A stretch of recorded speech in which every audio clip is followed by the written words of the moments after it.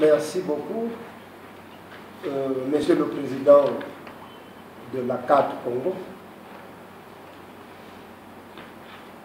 La même occasion m'est donnée pour remercier les partisans, les participants, j'avais dit, à ce séminaire. Je suis, comme pour me présenter, Monsieur Dominique Boukaka. Je suis conseiller aux affaires pénitentiaires de Monsieur le ministre de la Justice, des droits humains et de la promotion des peuples autochtones. Comme vient de dire donc Monsieur le Président de la CAD, il était prévu que nous intervenions sur le protocole facultatif à la Convention contre la torture et autres peines ou traitements cruels, inhumains ou dégradants, 5 ans après la promulgation du décret numéro 2016-126 du 25 avril 2016 portant ratification de cet instrument juridique, donc de ce protocole. Bien. En réalité, le Congo, sur la question ou sur ce qui concerne le protocole facultatif, c'est vrai, a déjà fait des avancées significatives parce que nous avons, sur le cadre tout à fait des textes, nous avons la loi autorisant la ratification de ce protocole. Et, comme nous l'avons dit, nous avons aussi le décret. C'est ce que donc j'appelle des avancées significatives. Ce n'est pas pour dire que le Congo est un État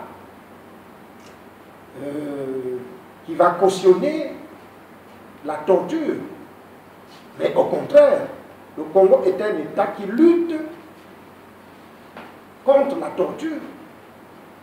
Maintenant, les 5 ans, Monsieur le Président, c'est vrai, vous allez dire, mais pourquoi le Congo depuis 5 ans? Depuis 5 ans que nous avons le décret qui ratifie finalement le protocole facultatif à la Convention contre la torture. Pourquoi jusqu'à ce jour nous n'avons pas encore réellement ratifié? Bon, c'est peut-être là une petite faiblesse, c'est juste une question de faiblesse parce qu'aujourd'hui, il ne reste pratiquement plus rien à faire sinon le dépôt des instruments de ratification. C'est tout ce qui nous reste à faire, sinon qu'il n'y a pratiquement plus rien à demander à la République du Congo, qui, comme je vous l'ai dit, est suffisamment avancée en ce que nous avons la loi, nous avons le décret de ratification. Donc, il nous suffit juste de prendre toutes les dispositions pour que nous déposions au niveau du secrétaire général des Nations Unies les instruments de ratification et lorsque nous aurons déposé donc ces instruments, il ne nous restera plus rien à faire. Mais je peux vous garantir qu'on ne passera plus 5 ans pour ce dépôt. Si nous avions passé 5 ans, c'est vrai, il y a eu certaines petites faiblesses. Nous sommes des humains, il faut comprendre la République. Et je peux donc ici vous dire, Monsieur le Président de la CAD, Messieurs les participants au présent séminaire, qu'avec les instruments que nous avons déjà, c'est-à-dire les instruments juridiques, nous ne passerons plus beaucoup de temps. En ma qualité de conseiller aux affaires pénitentiaires, j'avoue que nous regarderons au niveau du ministère de la Justice ce qu'il y a lieu de faire pour que, certainement ensemble avec le ministère des Affaires étrangères, que nous regardions qu'est-ce qu'il y aura lieu de faire pour aller vite avec le dépôt des instruments de ratification. Donc voilà brièvement ce qui se passe pour ce qui concerne la République du Congo. nous avons connu cette petite faiblesse qui nous a fait passer les 5 ans dont vous parlez, et qui fait que jusqu'à ce jour, nous n'avons pas encore déposé les instruments de ratification. Bien. Sinon, en dehors de ça, il y a lieu de signaler que sur le terrain de la pratique, c'est-à-dire notamment en ce qui concerne les lieux de détention dans notre pays,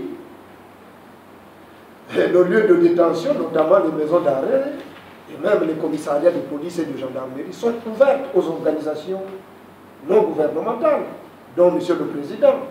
Je me souviens bien, vous avez eu une occasion de travail avec nous, Monsieur le ministre de la Justice. Nous avons travaillé et nous ne vous avons jamais fermé nos lieux de détention, parce que le problème de ce protocole que nous ratifierons, c'est effectivement de lutter contre la torture. Vous savez que j'aime parler de Nelson Mandela, le plus vieux prisonnier politique que nous connaissons jusqu'à ce jour. Lui qui aimait dire que torturer un être humain, c'est l'humilier pour rien.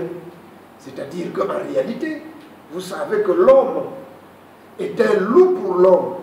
Et si vous permettez que des détenus restent dans des lieux cachés, dans des lieux secrets, isolés, non ouverts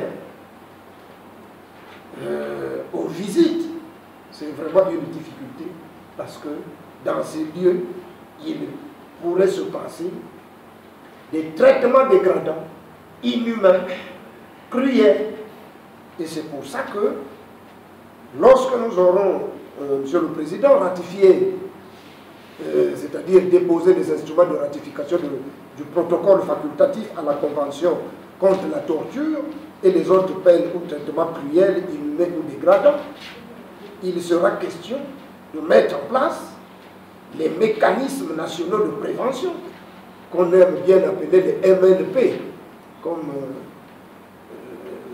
pour certains élèves, MNP, ça leur rappellerait une certaine époque, mais ici, il s'agit non pas du mouvement national des pionniers comme on l'appelait à l'époque, hein, des mécanismes nationaux de prévention, c'est-à-dire il est question pour la République du Congo, à l'instar d'ailleurs des autres pays qui nous ont déjà précédés, de mettre des mécanismes nationaux pour lutter contre la torture. Parce qu'à défaut de ces mécanismes, à défaut d'un mécanisme national de lutte contre la torture, donc nous ne voyons pas, Monsieur le Président, Messieurs les participants, par quels moyens on peut lutter efficacement contre la torture. Parce que lorsque la personne, ou lorsque la personne détenue se trouve dans ces lieux de détention que nous connaissons tous, elle devient vulnérable. Elle devient vulnérable et il faut donc la protéger. Sans cette protection, nous tombons carrément dans une société de jungle. Parce que, comme je l'ai dit, l'homme, naturellement, est un loup pour l'homme. Et si vous ne mettez pas les barrières législatives, c'est-à-dire que si vous ne mettez pas les instruments juridiques qu'il faut pour protéger les détenus, et je vous dis que il y a des gens qui aiment bien s'adonner à la torture.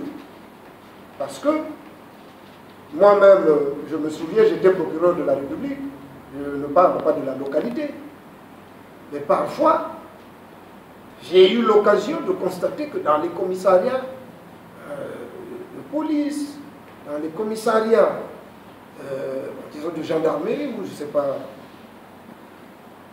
c'est peut-être pas le lieu de le dire, mais vous aurez l'occasion de constater que le droit parfois n'est pas respecté. Or, il est question de respecter les droits humains. La personne détenue n'est pas une personne sans droit. Il ne s'agit pas donc de l'exposer à la torture. C'est pour ça qu'il faut que dans tous ces lieux de détention, que la loi soit respectée. Et il y a donc grandement intérêt que nous ayons un mécanisme national de prévention. Parce que, Monsieur le Président, à défaut de ce mécanisme, qu'est-ce que nous allons faire? On ne peut pas lutter efficacement contre la torture. Et c'est pour ça que la première des choses qu'il faut obtenir, c'est le dépôt des instruments de ratification, parce que une fois que ces instruments de ratification seront déposés, eh bien, il nous sera aisé de finalement mettre le mécanisme national de prévention contre la torture, parce que ce mécanisme, le ministère de la Justice ne le mettra pas en place seul. Nous serons appelés à réfléchir avec tous les acteurs qui gravitent autour de ce que nous appelons la détention, notamment